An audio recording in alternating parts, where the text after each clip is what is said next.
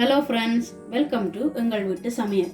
நான் இன்றைக்கு உங்களுக்காக செய்து காட்ட போகிறது தயிர் குழம்பு. அதாவது ஜோக்கட் இருக்கு இல்லையா, அதில் செய்கிற குழம்பு தான் செய்து காட்ட போகிறேன்.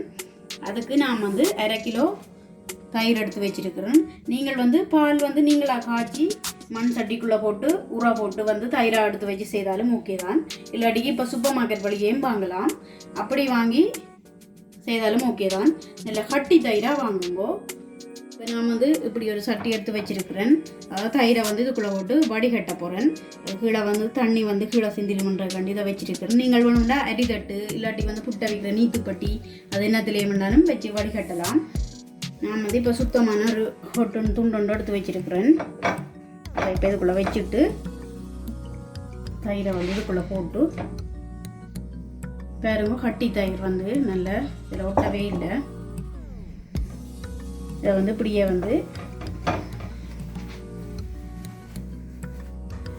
வடிய விட போகிறேன். நீங்கள் ஒரு இரவு அப்படியே ஃபுல்லாக வழியே வடிய விடுங்க. அப்படியே அது வடிஞ்ச அதில் உள்ள தண்ணி எல்லாம் வெளியே வந்துடும். இப்போ தயிர் குழம்புக்கு தேவையான பொருட்கள் என்னென்னு பார்ப்போம். 1 டீஸ்பூன் பெருஞ்சீரகம், 1 டீஸ்பூன் வெந்தயம், தேவையான அளவு உப்பு, மஞ்சள் தூள் 1/4 டீஸ்பூன், 4 உள்ளி, 2 செத்தல் மிளகாய், 1 பெரிய வெங்காயம், 1 டேபிள் ஸ்பூன் கட்டியான தேங்காய்ப்பால். அதாவது முதலாம் பால் எடுத்து வைப்பீங்க, அந்த கட்டி தேங்காய்ப்பால். தாளிக்கிறதுக்கு தேவையான அளவு எண்ணெய், தேவையான அளவு தண்ணீர், அடுத்து தேவையான அளவு கறித்தூள். இப்போ 15 மணித்தியாலம் ஆகிட்டுது. இப்போ பார்த்தீங்கன்னா தெரியும் இவ்வளோ தண்ணி வந்திருக்கு. 1/2 கிலோ தயிர் தான் வச்சு நான் 500 கிராம். இப்போ பார்த்தா தயிரை பார்த்தா ஒரு 350 கிராம் அப்படி தான் வந்திருக்கு. மிச்செல்லாம் தண்ணி நல்லா வடிஞ்சு வந்திருக்கு. இப்போ இந்த தயிரை அவுக்காமல் அப்படியே வச்சு நீராவியில் அவிச்செடுக்க போகிறேன். இப்போ இந்த தயிரை நான் ஸ்டீமருக்குள்ளே வச்சு அவிச்சு எடுத்து வச்சிருக்கிறேன். இப்போ பார்த்தா 15 நிமிஷங்கள் நான் இதை அவிச்சேன். நான் இப்போ இதை அவிஞ்சிட்டுது. நம்ம ஒரு தட்டு வச்சு அதுக்கு மேலே கிச்சன் பேப்பர் விரிச்சிட்டு அதுக்கு மேலே இதை வச்சிருக்கிறேன். இதை இப்போ ஆற விட போகிறேன். சுட சுட போட்டு அது உடையும்.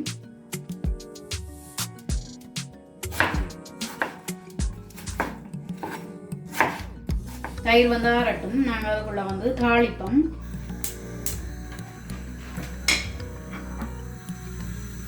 முதலாவது கொஞ்சம் எண்ணெய் விடுவோம்.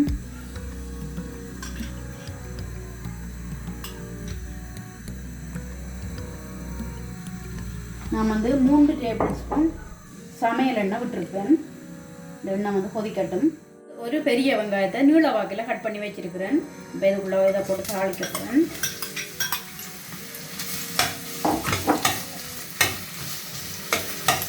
வெங்காயம் கொஞ்சம் தாளிப்படணும். தாளிப்படட்டும். இந்த வெங்காயம் கொஞ்சம் தாளி வெட்டுடுது. 4 பல்லு உள்ளி வெட்டி வச்சிருக்கிறேன். அதையும் இப்போ இதுக்குள்ளே போட போகிறேன். அதோடு சேர்த்து பெருஞ்சீரகத்தையும் போட போகிறேன்.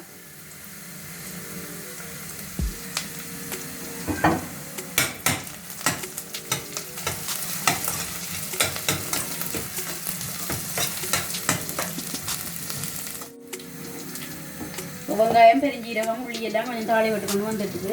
இப்போ நான் 2 செத்தல் மிளகாய் வெட்டி வச்சிருக்கேன். இப்போ அதையும் வெந்தயம் 1 டீஸ்பூன் எடுத்து வச்சிருந்தேன். நான் அதையும் போட்டு தாளிக்க போகிறேன். இதுக்கு நான் தக்காளி பழமோ இல்லை பழப்புளி இல்லாட்டி தேசிப்புளி எதுவுமே விட இல்லை. ஏன்னா தயிர்லையும் கொஞ்சம் புளிப்புத்தன்மை இருக்குது. அதனால் நான் புளி சேர்க்கல. அதில் இது கொஞ்சம் தாளி வடட்டும். வெங்காயம் எல்லாம் நல்லபடியாக தாளி வட்டு சிவந்து வந்துட்டுது. இப்போ இதுக்கு தேவையான அளவு தண்ணியை விடுவோம். ஆக கணக்க தண்ணி விட்டுறாதீங்க, கொஞ்சமாக தண்ணி விட்டால் காணும். நான் இந்த கப்பால் 1 கப் தண்ணி விட்டுருக்குறேன். இவ்வளோ காணும். இப்போ இதுக்குள்ளே தேவையான அளவு உப்பு,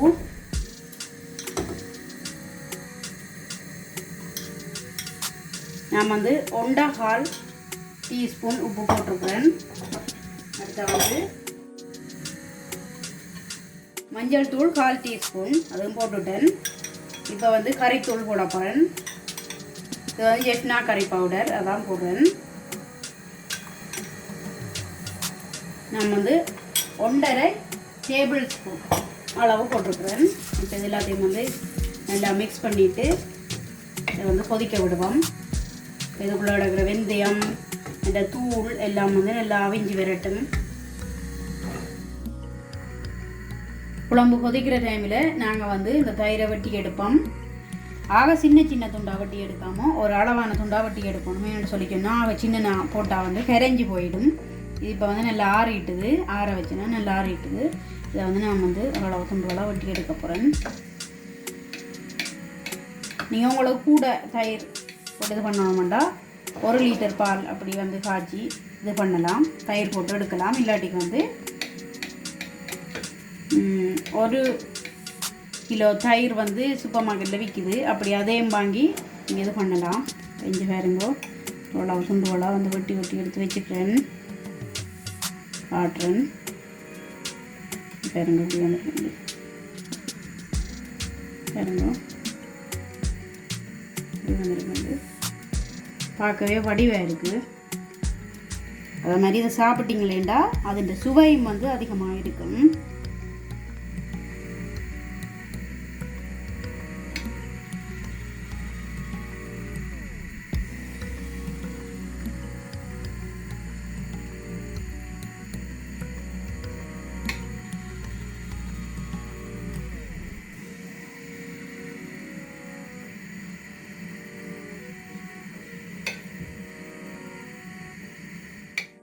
இப்போ இந்த குழம்பு வந்து 10 நிமிஷமாக கொதிச்சு கொண்டிருக்கு. அடுப்பை நல்லா கூட்டி வைக்கல, மீடியம் ஹீட்டில் வச்சு தான் கொதிக்க விட்டுனான். இப்போ வந்து உப்பை செக் பண்ணிக்கொள்ளுங்க, உங்களுக்கு அளவாக இருக்காண்டு. உங்களுக்கு உரைப்பு வந்து கூட போடணுமெண்டா நீங்கள் கூட தூள் போடுங்க. மற்றதை வந்து தாளிக்கைக்குள்ளே கருவேப்பமில்லை இருந்தால் அதுக்கும் போடுங்க. இப்போ நான் இதுக்குள்ளே வந்து தயிரை சேர்க்க போகிறேன். நான் அது வந்து கொஞ்சம் கவனமாக தான் சேர்க்கணும்.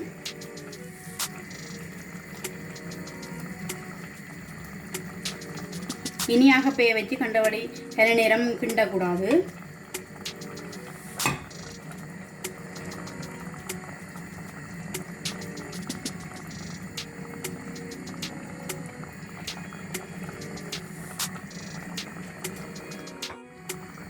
நான் வந்து இப்போ இதை வந்து அகப்ப வைக்கல, இப்படி ஒரு காசில் ஆக போகிறேன்.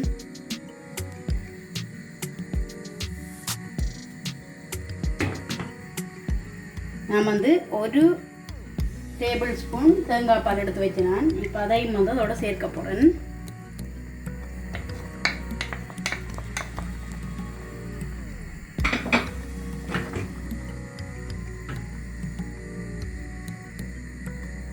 இப்போ இதை வந்து அடுப்பை வந்து நல்லா குறைச்சி வச்சு 5 நிமிஷம் விட போகிறேன். மூடி போட்டு மூடி வைக்க போகிறேன். இப்போ நாம் அந்த அவியை வச்சு 5 நிமிஷம் ஆகிட்டுது. இப்போ பார்ப்போம் இப்படி இருக்கண்டு. நம்ம தான் கப்பையால் வச்சு கிளறவே இல்லை, இப்படி வந்து தூக்கி குலுக்கி தான் விட்டேன் நான். பார்த்திங்கன்னா பாருங்கோ, தயிரெல்லாம் உடையாமல் அப்படியே வந்துருக்குது. அது சாப்பிட்டாலும் அவ்வளோ டேஸ்ட்டாக இருக்கும், பார்த்திங்கன்னா தெரியும்.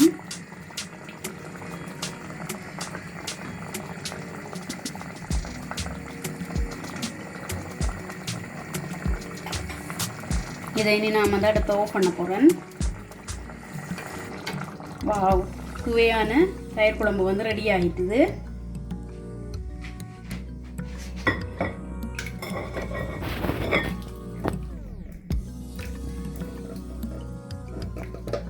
ஓகே ஃப்ரெண்ட்ஸ், நான் வந்து தயிர் குழம்பு செய்துட்டேன்.